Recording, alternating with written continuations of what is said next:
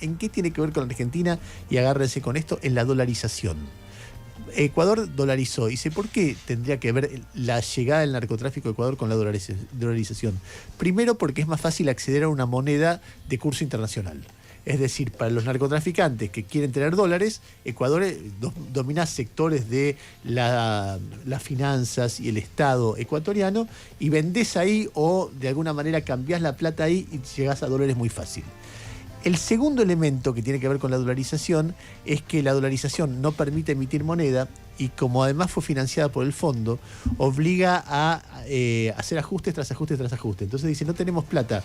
Te dicen los especialistas con los que yo hablé, es decir, gente que ni sé cuál es la línea política, no tenemos plata para financiar a la policía, no tenemos plata para financiar a las fronteras, y entonces Ecuador, después de la dolarización, se fue empobreciendo, y entre que la frontera quedó directamente vinculada al narcotráfico y los narcotraficantes les interesa a Ecuador por el tema de la dolarización, y no tenemos cómo financiar, de repente se te mete en todos lados.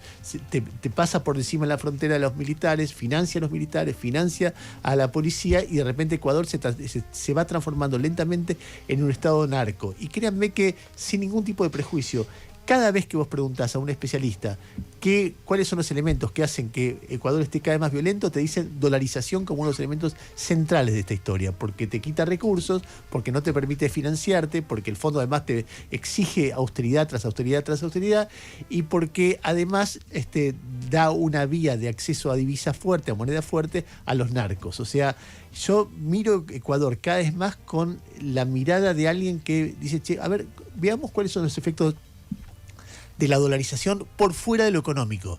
Y hay ahí por lo menos una llamada de atención. Yo no soy un especialista, simplemente estoy, en algún momento vamos a hacer una nota sobre esto, pero simplemente estoy haciéndome preguntas de algo que me sorprendió escuchar.